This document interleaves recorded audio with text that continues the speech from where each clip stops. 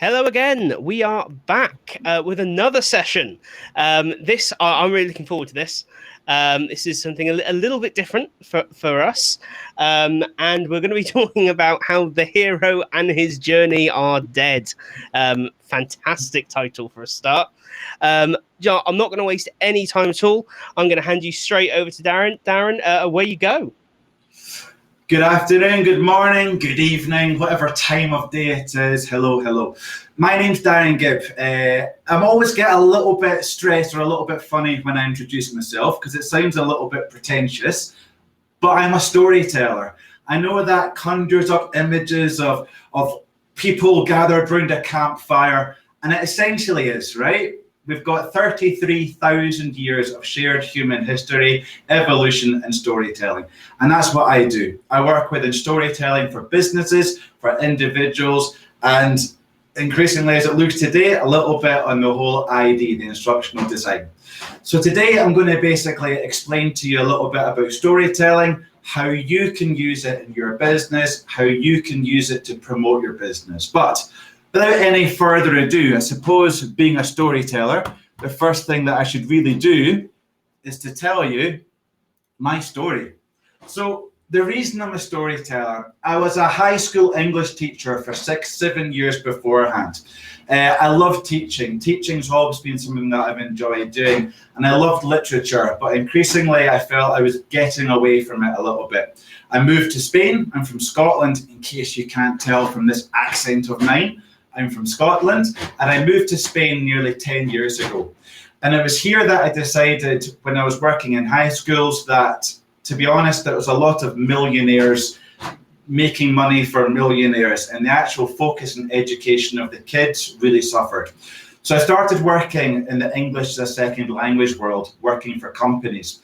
And it was there that I really noticed that I had all these wonderful individuals who could speak English really well, but couldn't present or couldn't tell a story with any great effect. So that is why I am doing this. This is why I am here, and this is who I am today. I noticed I was able to empower and to change. Stories are what connect us. Stories are what make us human beings. Stories are what make us cry, make us laugh, make us think, make us regret. So with this in mind, this is what I now do today. So that is more or less my story. Now, very quickly, as Tom said, the purpose, the title of today is that the hero and their journey are dead. Just out of interest, in the chat, can you type the number 1 if you have heard of the hero's journey before? If you've ever heard of the hero's journey, give me 1. If you've never heard of it, give me a 2. Come on, it's 1 or 2, everybody. 1, lots and lots of 1s. Excellent, okay, a few 2s, okay.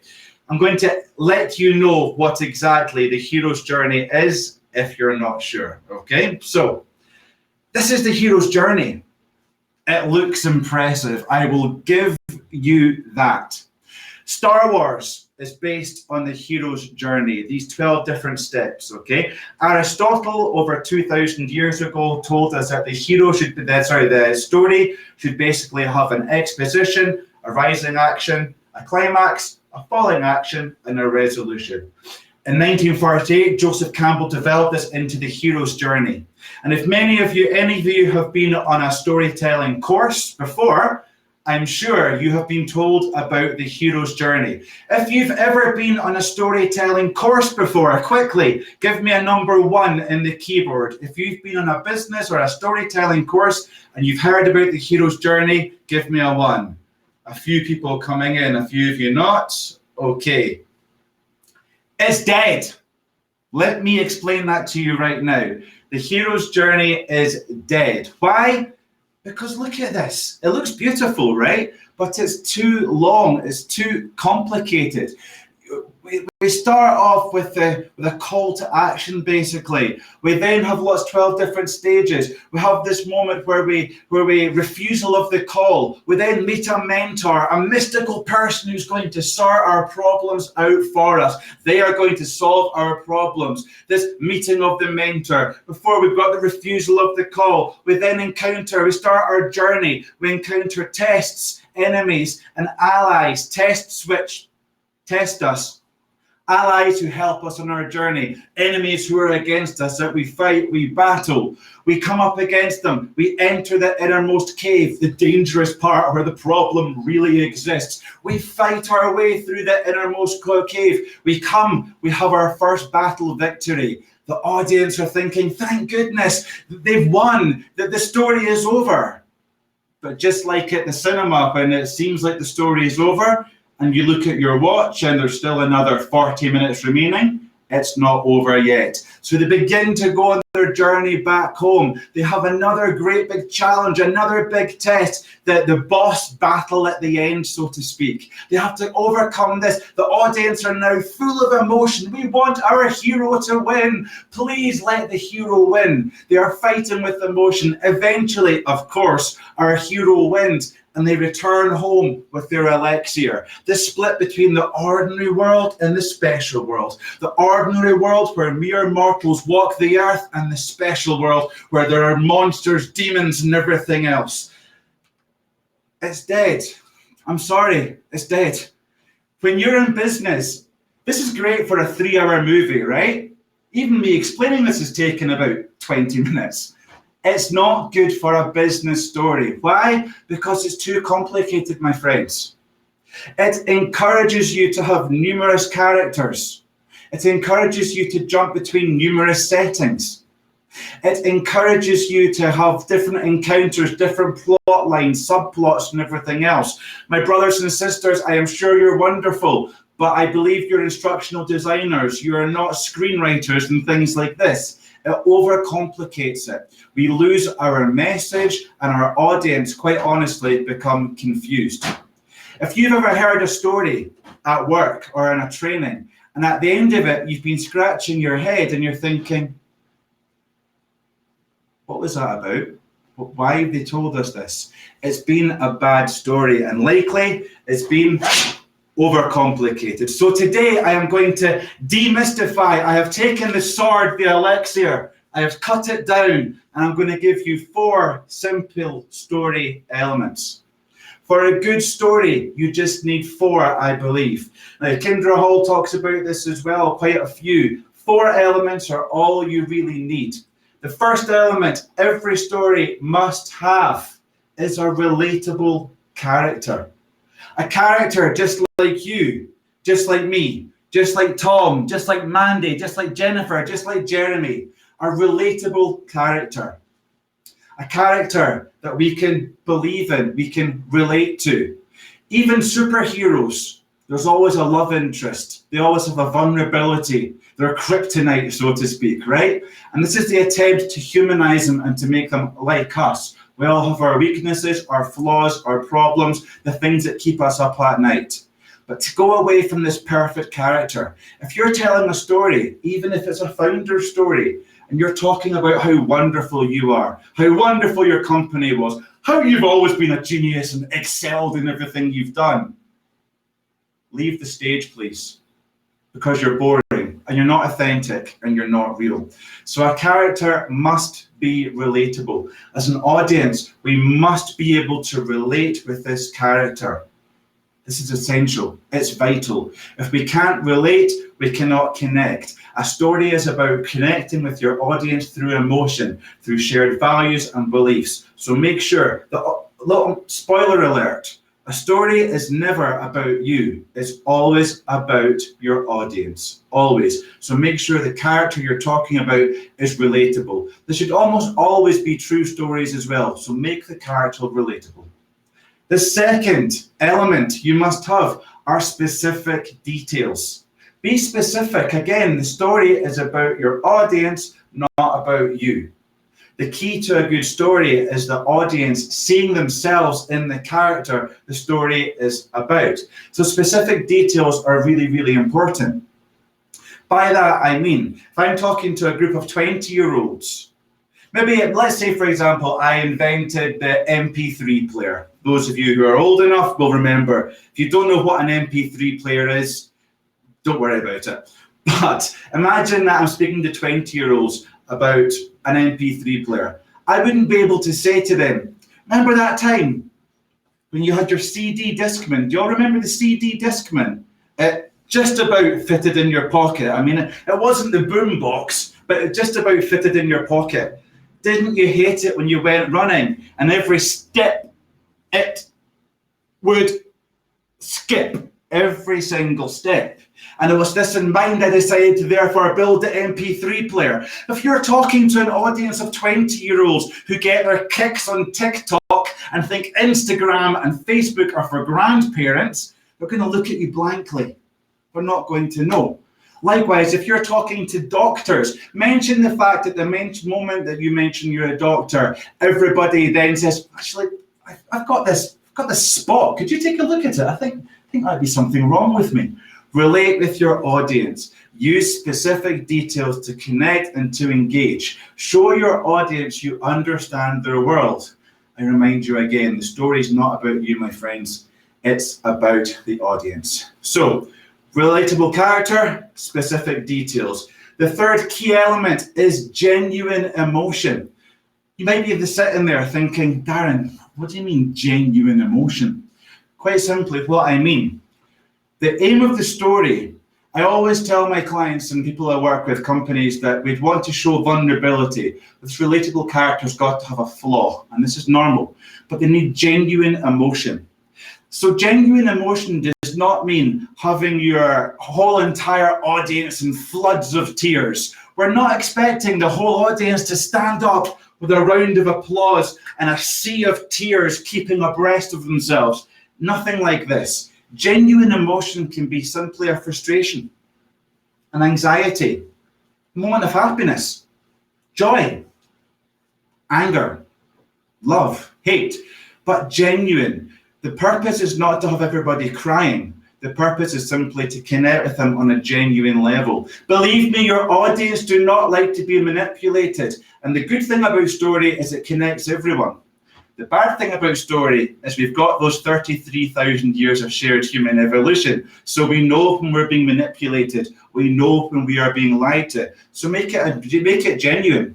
If you were in floods of tears and you were very upset, share that. But if you weren't that bothered, don't pretend you were. Okay? So genuine emotion is the third key element. And the fourth element is what makes a story. 5 seconds. 5 seconds. Which changed everything. I want to take a second here. How many of you, well, it's not even this. Think back. I want you all to close your eyes. Yes, it feels strange, but just trust me on this one. Close your eyes for a minute, everyone. I'm going to assume that you're closing them. What's the biggest story that you have to tell? The biggest moment in your life, the most profound, the greatest, the most triumphant, most horrible, most awful. What is that moment? Just think.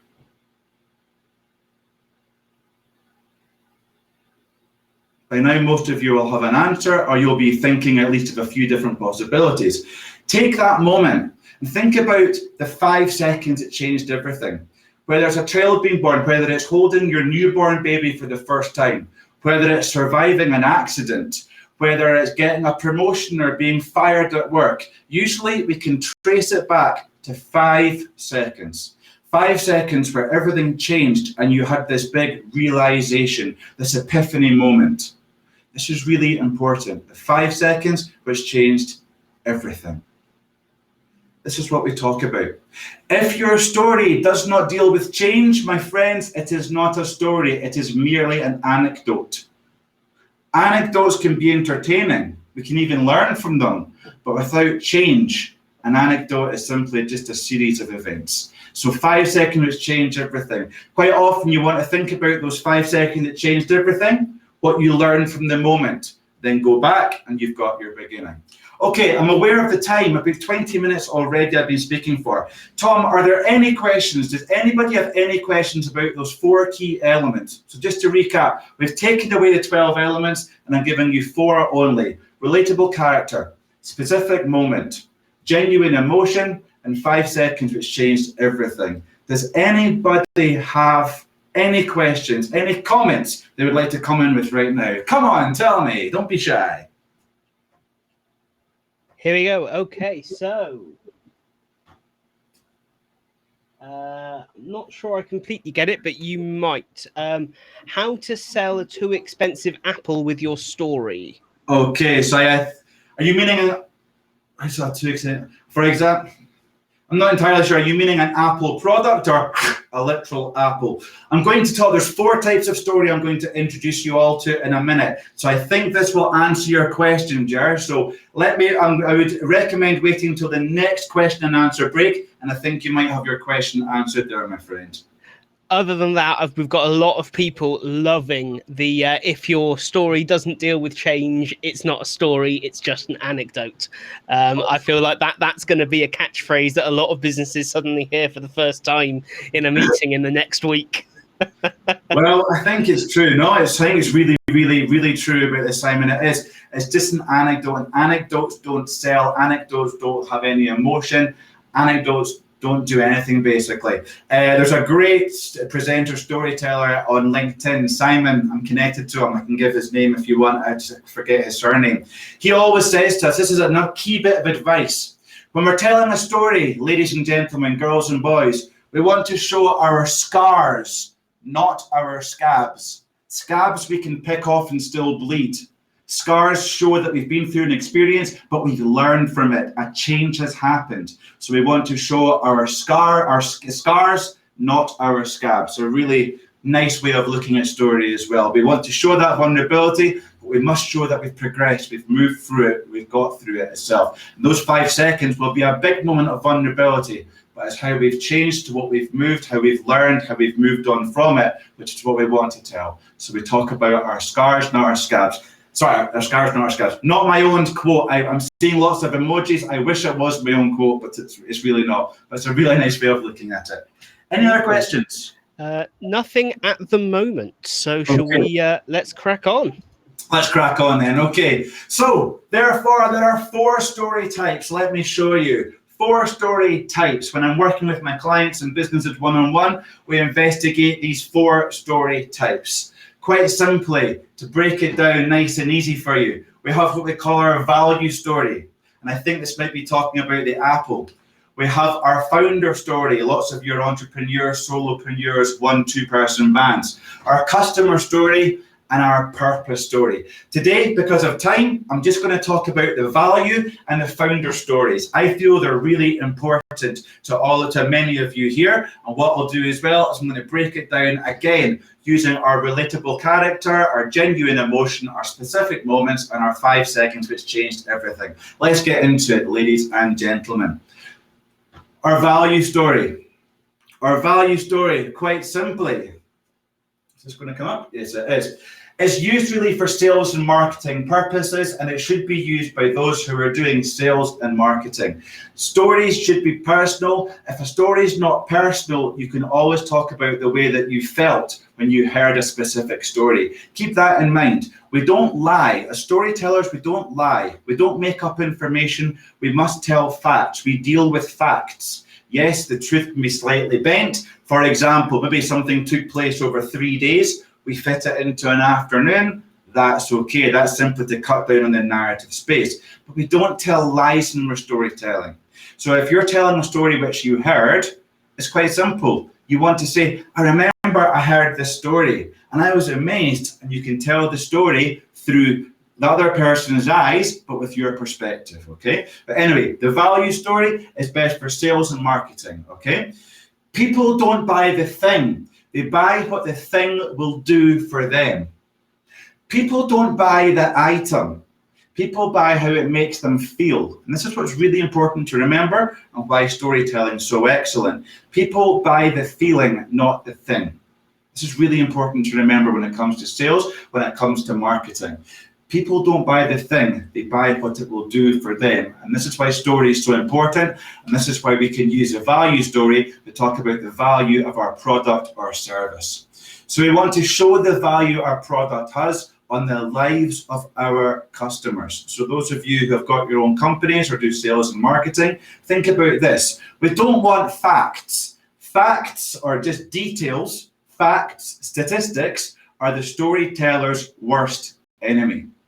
People don't remember facts. People don't care about statistics. Only the amazing ones will they really care about. Like, people are 22 times more likely to remember a story than a fact. Well, that's quite relatable. Okay, we can remember that. But people remember how they feel in the moment. They don't remember specific statistics and numbers. So that's what a value story is. Really showing the value of your product or service on the customer.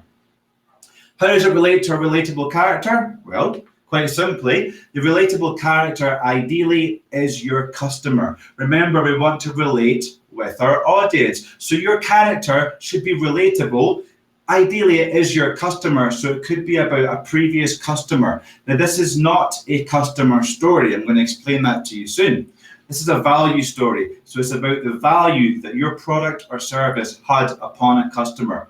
Small details are really important. Make it clear to your audience who this customer was, what they looked like, a few details about them. Show how the product changed the character's life. I cannot explain how important that is. Oh, sorry. How did it change their life? What did this product do that changed their life? How did it solve their problems? Again, genuine emotion. What are their problems or pain points, this customer? What keeps them awake at night? The only emotions that matter in the value story are the emotions of your character. Your emotions, founder. Your emotions, salesperson. Your emotions, employee, do not matter. It's the emotions of the customer themselves who did, for example, your training course. Our training course offers X, Y, Z. I don't care. Tell me about somebody it impacted. Use genuine emotion and that 5-second moment. That 5-second moments, the moment the solution to the customer's problems was solved. Now, this isn't necessarily, I learned a new skill. I learned to program in Python or whatever it was. We're talking a value story. What was the value of your course, service, or program? Maybe it was them getting a new job. Maybe it was them getting a new role. Maybe it was them being promoted. Maybe it was them actually being able to give a presentation about something and be confident in doing so. How did it make them feel? Did it simply give them more enjoyment out of their job? Did it make them more effective, more efficient? Did it help them sleep at night? Think about these 5-second moments, the moment the solution to the customer's problems was solved. It shows change. Again, a story without change is an anecdote. It shows this change. What were they like before? And what were they like after using your product or service? This is the key to the value story. We show when the real value of the product is realized, when the real value of the product is realized. This is what the value story is. It's not just our product does X, Y, Z. It's the impact this product has upon that person, upon that customer. It's not a customer story, it's a value story. This is incredibly powerful. So if you work in sales or marketing, a value story can change the whole game for you. And finally, the specific details. How do the specific details work within the value story? Well, you want to show the customers that you know their world, you know their habits, you know where they hang out, you know what they feel, you know their likes, their dislikes, their frustrations, their hesitations. You want to be specific. You're talking about the customer, for example, being the character, so be specific about them. Again, the audience is the character. The audience should see themselves in the character. When the audience sees themselves as the character, and a magical transformation then happens because you're speaking to them.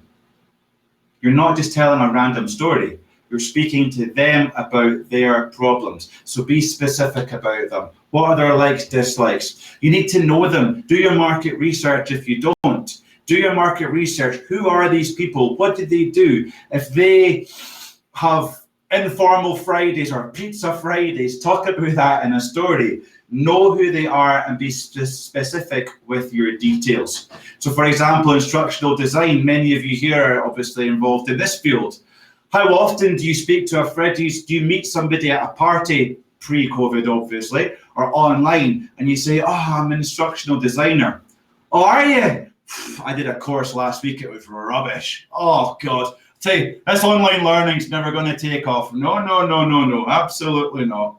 Oh no, training courses are a waste of my time. How many of you have experienced this? I'm sure a few of you have. So be specific, get specific with your audience, show that you know them.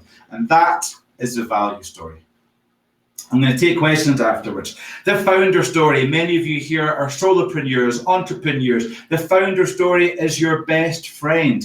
If you're not a founder, you can still tell the founder story. But the same as before, you tell it through your eyes. Why the founder story meant a lot to you. Why it was important to you.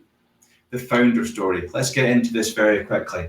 The founder story, if you own your own business or small team, is vital. Why? It's best for increasing confidence in investors. If you're doing a round of investment, and your partners and executives, for getting people to believe and trust in your product and buying it from you. Not the salespeople so much, although as I say, they can tell the founder story, but the actual individual themselves. What is it about you as an entrepreneur that you'd buy from? Why did you get into the industry? What made you create this product? Was it having gone on many really poor instructional design courses that you thought, I can do better than this? Is that what it was? What is the reason you founded your company? What's your passion? What problems, frustrations was it that annoyed you, that kept you up awake at night, which made you decide to make a difference and to create a whole new service that solves these problems? Why did you get into the industry? Many founders hate this. They do not want to be part of their story. My counter argument is you are the story, founders, entrepreneurs, solopreneurs. You created this company for a reason. What was that reason? What was it? What was it about your last job that made you set up and take a risk in creating this company? Tell them, tell your story. Let your heart sing with your story. Start from the beginning. Start with the struggles. Start with what you found difficult. What struggles did you have in the beginning? Remember, we want a relatable character.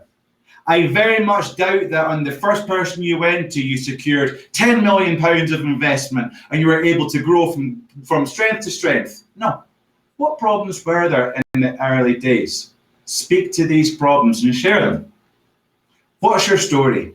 It's all about you, founders. Do not be afraid to talk about yourself. We want to know about you. Everybody in the ID world, basically, probably has similar kind of products with similar kinds of features. Yes, everyone's a little bit different here or there, but all in all, many of your competitors will be offering similar services. Therefore, what is it about you that this company should invest in? What is it about your product and you that makes you different, that makes you understand the company that you're pitching to so much better than anybody else? Remember, people don't buy the product, they buy the feeling. We buy from people that, we like people who are like us. We buy from people that give us that feeling.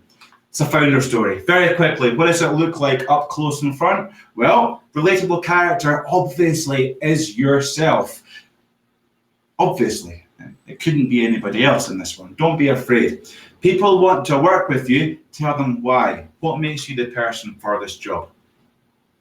Simple as that. Relatable character has got to be you. Genuine emotion. A lot of this will be frustration, disappointment, regret, anger, betrayal, disappointment. These are some of the key ideas you're going to want to talk about within your founder story. The genuine emotion. It's not easy. I've got my own business. It's not easy setting it up. You have setbacks. That's okay. Share them. Tell them. Be open and honest. Again, talking about change. As Simon Reynolds says, we want to show the scars, not the scabs. Therefore, we've got to contrast that with determination, overcoming the odds, happiness, determination and happiness at finally succeeding in whatever it was you did, the relief of being succeeded. What was your frustration? Share it with them. Be open, honest, and tell them. What was your frustration? Let the world know. That's a genuine emotion. Maybe it is staying up all night and stressing. Maybe that's the emotion. Tell them. Be upfront and honest. Okay. We move on to the 5-second moment. The 5-second moment isn't when you're suddenly a success. Maybe that 5-second moment was a specific moment when this problem was solved. Maybe it was your first sale. Maybe it was the first time that you realized your product made a difference. Your service made a difference. Maybe it was the first time that you got your first bit of good feedback through. Maybe it was the first time you secured investment. Maybe it was the first time somebody truly believed in you and it gave you the confidence to go on and to build and create and really make a difference in your marketplace. What was it? What was that 5-second moment? I'll never forget when is a really nice way to launch into this. I'll never forget when we made our first sale. I'll never forget when we got our first round of investment. I'll never forget when. Always thinking in this regard, what was your 5-second moment? And finally, as always, you're seeing a pattern here, specific details. Show them that you know the audience. What does their world look like? Are they also founders? Are they also entrepreneurs? We'll share that story using lots of second person pronouns. You know, I'm sure you know yourself when you were setting up this company. Show that you understand the frustrations, the moments of pleasure, the pain points that your audience has. Really, really important. A founder story, you're speaking not just to the founders, but to everyone, but you're showing yourself, you're laying yourself bare. And finally, their backgrounds. What are their backgrounds like? Let everybody know. I'm aware of time. Very quickly, 2 more types of stories. The purpose story, quite simply, the purpose story is best for team and organization alignment when you're wanting to, should be told by leaders, executives, and managers. It's all about pulling the team together. It reminds employees why they get up in the morning and go to that work. It reminds them why it's great what they're doing and the difference they make. It connects individuals to this shared path, these aligned goals and purposes. And that's the purpose story. And again, not so common probably for what you guys are doing, although some of you will. And finally, the customer story. In my opinion, the customer story is best told through the eyes of the customer. We, as founders, as entrepreneurs, cannot really tell a customer story very well. So it's better to have them do it. Have the customers tell their stories. Using the frameworks and structures for storytelling that we've looked at today, you can use question and answer sessions to get them to guide their own story and then to tell it. People will believe these far more than your average person or your average review or you saying it. And remember as well, the 5 out of 5 stars on Amazon very rarely gets the trust with people. The 4.3 stars is where the trust really relies. So again, not just wonderful, amazing stories, perhaps people being skeptical at first, but then seeing how good the product was, how much it helped them. And as I say, have it told by them. To finish off, the story structure, I've talked about this moment of change, this significant moment of change, the 5 seconds that changed everything. Quite simply, you've got your normal world as you know it. You've got your 5 seconds, it changed everything. Then you've got your new normal. The change is really important. My advice, which when I'm working with clients, start with the 5 seconds that changed everything. What was the outcome of that? How did the world, how did life, how was the problem solved? How was the world different from there? As I said, if it's your service has got somebody to get a better job, how has that happened? And then that's the new normal. Turn it 180 degrees, and that's the normal at the end. So the normal becomes the mirror image of the new normal. And your 5 seconds are what changed everything.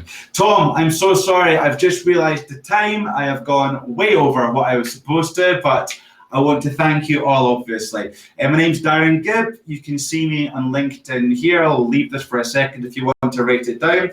I post every day about storytelling and presentations tips, so it would obviously be lovely to connect. That's me, if you don't believe it's me, obviously.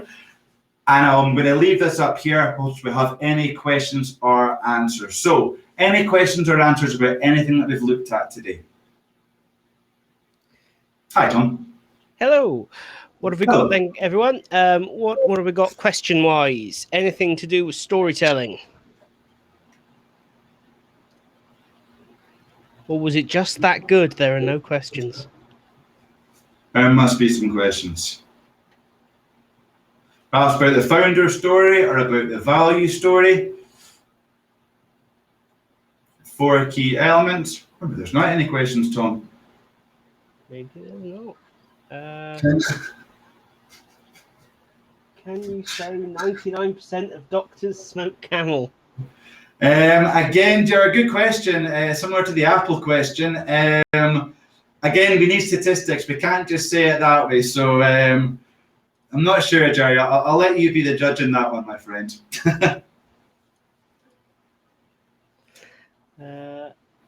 Oh, hello. Could you differentiate a little more between the value and customer stories? Absolutely, Corey. Thank you for asking that. So you're wanting to know the difference between the customer and the value stories.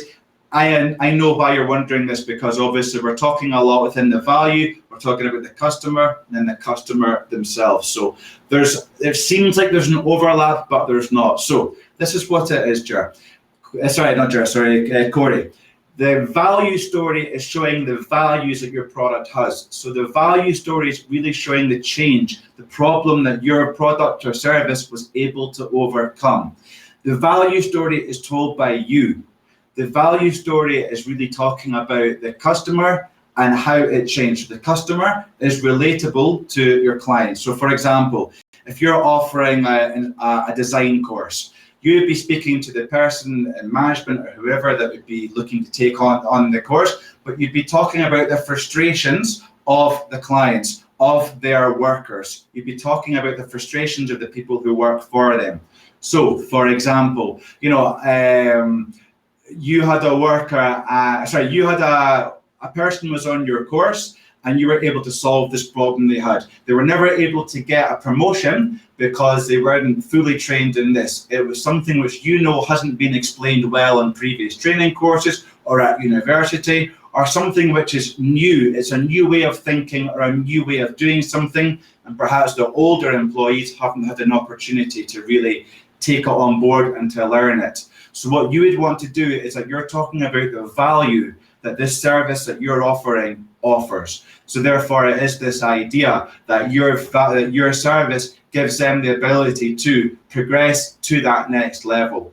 The relatable character is that older person, for example, in the company who hasn't been able to access this latest bit of training, perhaps because it's through technology or something like this. I'm using a stereotype, but I'm just trying to give you an example.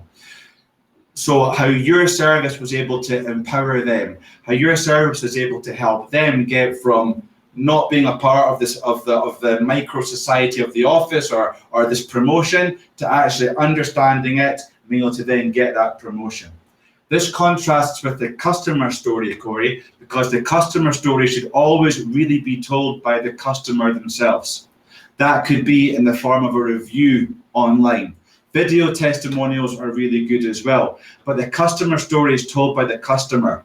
What we can do, and what I work with clients, is helping them to develop a framework of questions, which basically helps the customer to think, align their thinking, so that when they give a video testimonial, for example, they're already using this pattern of storytelling. They're talking about the normal, the change that happened through the use of your service or product, and the new normal, what they were able to achieve through it. So just using that 3-part structure, as you can see, normal, 5 seconds it changed everything, and new normal really allows your audience to feel and experience that change that person's been through. But the customer story should be told by the customer themselves, whereas the value story will usually be told by a salesperson, marketing, perhaps even a founder. But the value story is told by the people working for you. The customer story should be told by the customer themselves. Does that help, Corey? I certainly think I thought that was a brilliant definition. You are now Amy's hero, so congratulations. Thank you, Amy. Well, the hero was dead, Amy. I thought I made this clear. You killed the hero about 40 minutes ago. So thank you. I feel reborn or something. Thank you, Amy. Very kind. And bit of a challenge, maybe. Kind of a question, kind of a challenge from Barry here. Barry. Can you quickly build a story? Maybe use this conference as the subject. Yep, let's go for it then. Barry, I love you. Just to flip it, as we're instructional designers, Barry, could you quickly knock up a course for me? It's not that difficult, right? Well, quite simply. So look, I was approached by Tom. Tom's somebody that I met on LinkedIn, and I saw that he was attending a storytelling conference, so we got chatting. And I knew that storytelling was something he was interested in. At the time, I didn't know if it was something he knew nothing about, saw the value in, or whatever it was. So he asked me to speak at this online virtual 2K21 kind of conference. Yeah, okay, I do presentations. I'm a coach for storytelling, for presentation skills. All right, I can do that. So, I'll be honest with you, I've got this idea of the hero and their journey are dead. It's something I really do stand by, especially because so many of us have heard of the hero's journey. Why don't you get a crazy Scotsman coming along and killing that hero dead? Why not? Okay. So I prepared this course, but as I started doing it, I started thinking, well, who is my audience? What are instructional designers? I think I know, but I'm not convinced I do know. So I had to go away and do a lot of research. I had to find out what it was. I was even messaging Tom quite late at night. Tom, what exactly is it you're after me doing and things like this? It was only by actually asking that question that Tom was able to say, well, actually, we've got a lot of entrepreneurs. About half the participants will be entrepreneurs, 1 or 2 person bands, so to speak. There'll be some corporate clients as well. So what this allowed me to see was that although it's instructional design, I wasn't coming to teach storytelling in instructional design. You're the experts. I'm the expert when it comes to presentations and storytelling, but you're the experts of instructional design. Therefore, I would imagine that if you're building a course, perhaps you want to use a bit of gamification, using the same principles, right? Using the relatable character, using the specific details, using the genuine emotion, and using the 5 seconds has changed everything. That 5 seconds has changed everything could be some sort of challenge the learner's got to overcome before being able to get through to the end. Maybe it's that hook question, as we call it in education. Did I mention I was a high school teacher? I think I did. The hook question, which they can only really move on from once they've understood what that hook question is and they can answer it. So all in all, I learned that I was speaking in front of a whole group of instructional designers. A few days ago, I didn't really understand what it was you do. I understand a bit more, but what I learned was quite simply that we can't always be super qualified and expected to understand everything. I needed to go to Tom, I needed to find out that bit more of information. Sometimes when we're viewed as an expert, we believe that we know everything and we are fine and we can't ask questions. And that's really the key thing I want you to take away, is that it's vital that we do ask questions. We're experts in our own fields, but there's no such thing as a stupid question, only stupid people who fail to ask them. How's that for you, Barry? Is that an all right story? I think I covered it. I'm not sure, Tom. I thought that was excellent. Oh, there we go. We're getting lots of very positive emojis going on. There we are. No, that was great. That was great. No, I think, Barry, I do agree with you, Barry. It is really useful to see that kind of thing brought to life, isn't it? And to see that, certainly I know in our trade, we tend to obsess and kind of become quite perfectionist, and we never show anything to people before it's finished, or at least finished until we come up with version 73 or whatever it's going to be. So to have a skill kind of contextualized for us right there on the spot is fantastic. Awesome. Right. Got a copy. Yes, saying, yeah, I always get the question, what do you actually do as an instructional designer? I feel that should be the single biggest challenge our industry faces, but I think we've just given up and accepted we're not going to win the battle. I wonder, Tom, if there actually within that there is storytelling. I would argue you're talking, and I work with some IT professionals, and this is their bloody problem, explaining what it is they do, how they can do this, how they can do that. And highly technical people sometimes can find it difficult to communicate to the non-nerds. I mean, some people say, well, pretend you're explaining it to a 12-year-old. No. Pretend you're explaining it to your grandmother. And usually with people who are, I don't know about you, but my grandmother's not all there sometimes.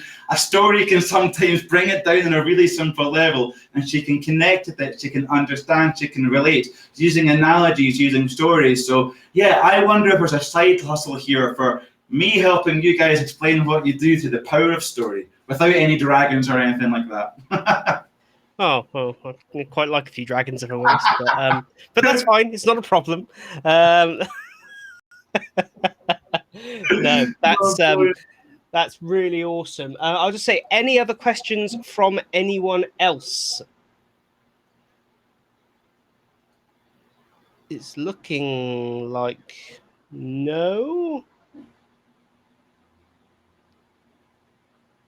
Cool. Hope that was useful. A whistle-stop tour around storytelling, obviously, and there's a lot more to be said, but hopefully, if nothing, it's just demystified it, Tom. I'm not sure if you agree. I think you probably do. Storytelling, I talk about this a lot on LinkedIn. Storytelling's become a buzzword. It's something we're all told to do. Leaders should always be doing it, but what does it look like? And it does. The hero's journey is an incredible structure to use if you've got the time to do it, and you're really talking about a structure. I've got one person that I work quite closely with, Reka, again on LinkedIn, and she deals with, she's got a charity basically, and part of her charity is about funding, and it's getting people to donate. And for her, she can tell facts, but it's the stories from the victims themselves. And that is a 12-part journey, there's no doubt about it. That can't really be boiled down to just normal, something changed, new normal, you know? But I do feel for business, we overcomplicate things. I think it's become so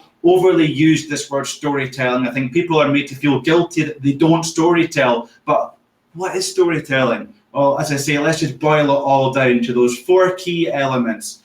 Relevant as a character that we can relate to, relatable character. You've got your specific details. You've got genuine emotion, 5 seconds which changed everything. You've got 4 key stories any business wants. Your structure, normal, 5 seconds it changed everything, new normal. These 5 seconds changed everything. This is what the world was like afterwards. What was the beginning? Really easy. Flip what it was like, and you've got your beginning. And it's simple. We're able to tell simple stories that communicate, resonate, and fascinate if we're able to use that, I feel. Wow. Awesome. What a fantastic way to end this session. We're going to take a quick break, everyone, probably 5 minutes, and then unfortunately it's just me in the next session. Bad luck. So overrunning here was no problem at all. It's gives me a little less time to fill. So when I come back, I'm going to talk about Adobe Spark and some fast and furious portfolios that we can put together. Do join the session and ask any questions if you are looking to build a portfolio for the first time, or you're not sure what to do with it. Happy to walk you through it and really just have a bit of a chat. Before we go, just want to say a massive thank you to everyone who has supported during this day so far, whether it's been on Patreon, buy me a coffee, joining the Discord. There are loads of people now in the Discord server. That's really fantastic. So thank you all for getting involved, and thank you, Darren, for a really, really great session. Thank you everyone. Again, apologies for overrunning. Thank you for bearing with me. Thank you for bearing with the accent, and thank you for opening your hearts, eyes and ears to the world of storytelling. Thank you so much, everyone. Have a great weekend. Enjoy tomorrow. I will see you in a few sessions as well. And thanks to Tom for organizing all of this. Much appreciated, Tom. My pleasure.